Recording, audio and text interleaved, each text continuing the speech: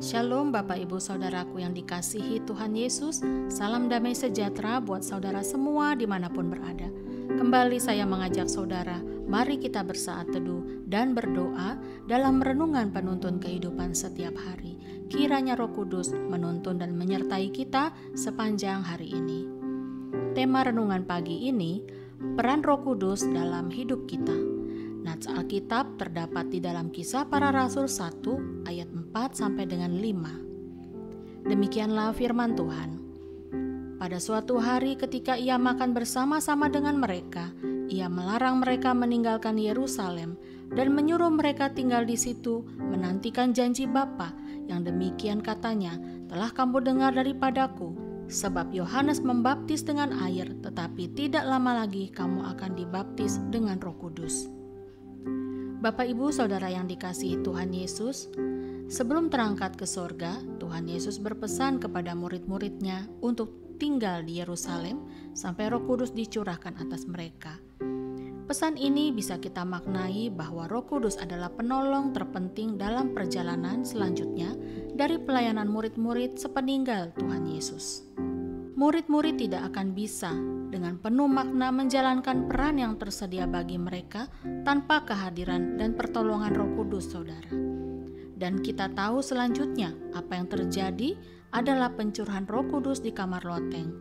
Kemudian Petrus berkhotbah dan 3.000 orang bertobat. Dan gereja mula-mula bertumbuh secara luar biasa. Itu semuanya membuktikan kebenaran yang secara implisit ada di dalam pesan Tuhan Yesus tersebut, bahwa setelah penantian 10 hari di Yerusalem, pencurahan Roh Kudus adalah pemicu yang kemudian menjadi kekuatan pertumbuhan gereja mula-mula.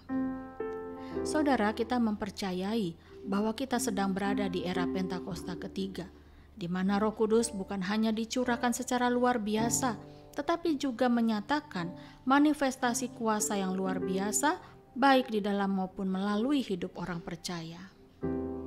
Firman Tuhan berkata, tetapi apabila ia datang, yaitu Roh kebenaran, ia akan memimpin kamu ke dalam seluruh kebenaran. Sebab ia tidak akan berkata-kata dari dirinya sendiri, tetapi segala sesuatu yang didengarnya itulah yang akan dikatakannya. Dan ia akan memberitakan kepadamu hal-hal yang akan datang. Ia akan memuliakan aku, sebab ia akan memberitakan kepadamu apa yang diterimanya daripadaku.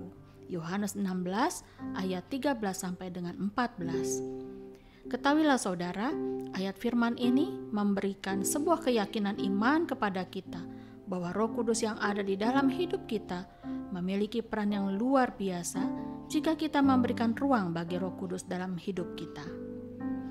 Pertama, Roh Kudus akan memimpin kita ke dalam seluruh kebenaran. Kata memimpin dalam bahasa aslinya memiliki arti menunjukkan jalan, mengajar, memandu. Ini sangat luar biasa, saudara, bagaimana Roh Kudus memimpin kita bukan hanya kepada sebagian, melainkan ke dalam seluruh kebenaran. Kita tidak akan mengerti, memahami, dan percaya Alkitab kalau kita tidak memiliki Roh Kudus. Kalau ada orang yang tidak memiliki Roh Kudus lalu membaca Alkitab, pasti akan memiliki pengertian yang berbeda dibanding dengan orang percaya yang sudah memiliki Roh Kudus.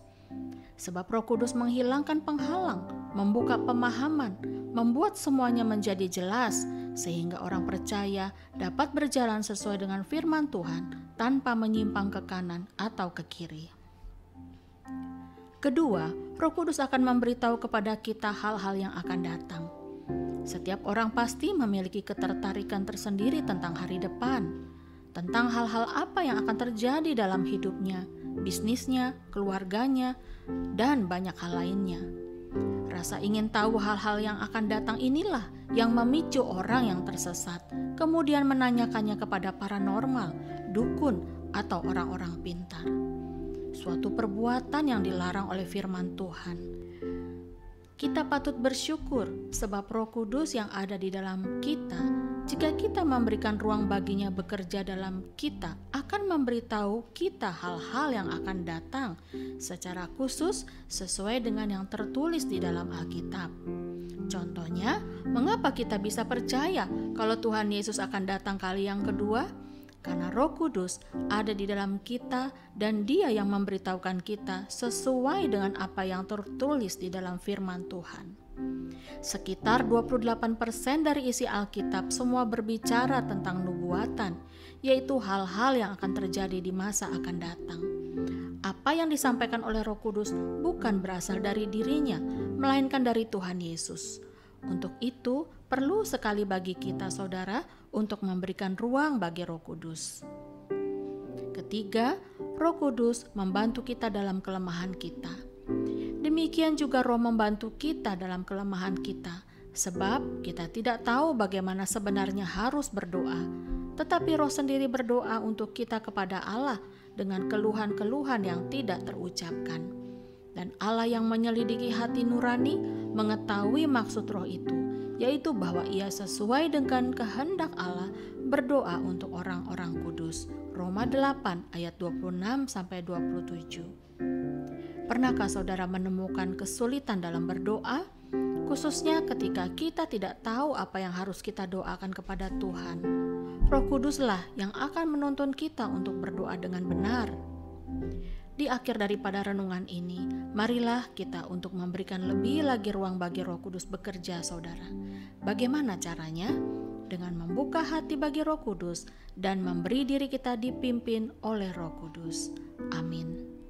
Mari kita berdoa. Ya Bapa di surga, terima kasih buat kebenaran firman-Mu.